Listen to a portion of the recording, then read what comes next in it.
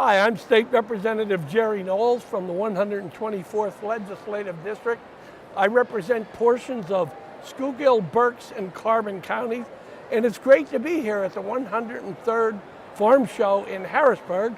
And I'm a lucky guy. I get to interview our Secretary of Agriculture, Russell Redding. Good to see you. Representative, welcome. Thank you. Mr. Secretary, it's always a pleasure to see you. Thank you. So you've been to a few rodeos before. This isn't a few of them, but everyone's a new rodeo. Yeah, too, everyone right? is a new rodeo. How many farm shows have you been here for?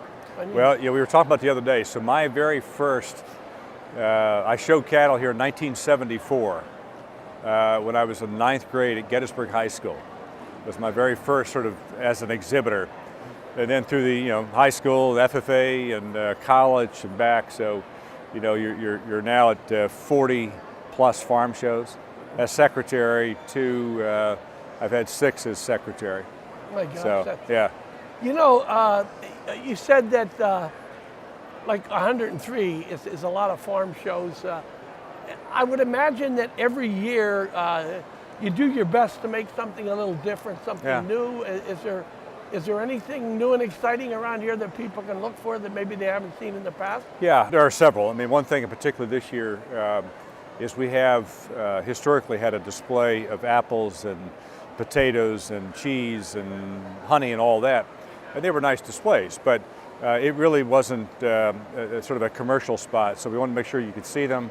We set up a farmer's market this year, so folks can come in and see what we produce, and really important, who's actually producing it, we think is a part of that story. That's one piece.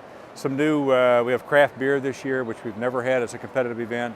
The hard ciders are back, PA preferred, expanded sort of cooking demonstrations, more livestock shows.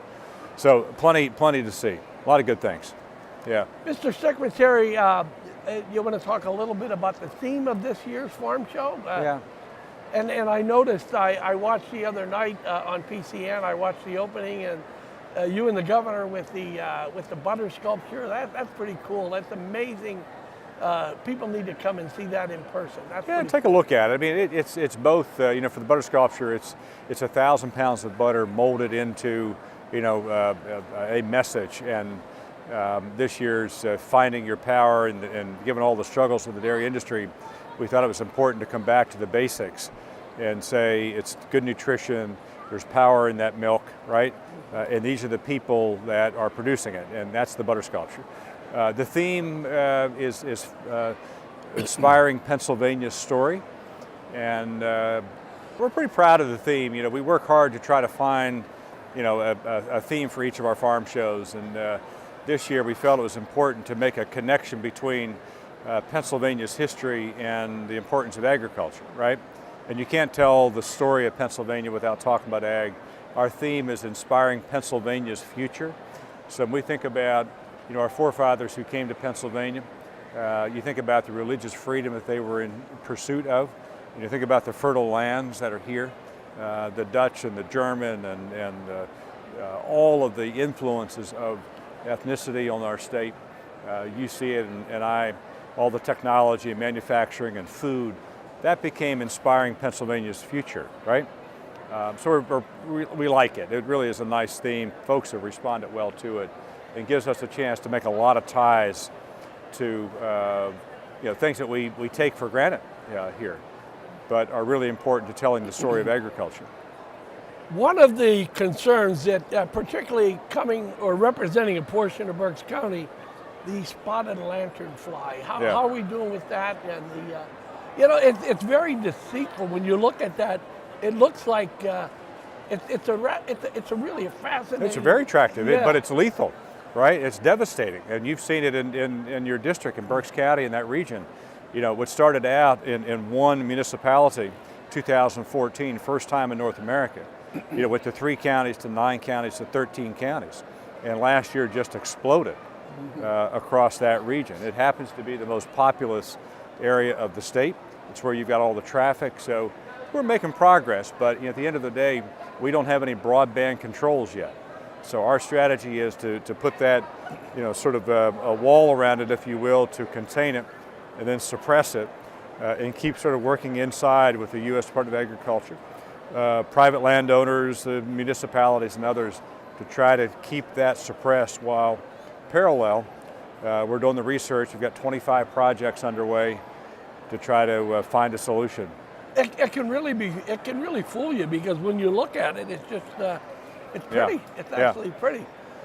The last thing, I just interviewed one of my dairy farmers from Albany Township, and we were talking about whole milk, 1%, 2%, and I guess my question is, the milk industry, as you know better than I, is really struggling.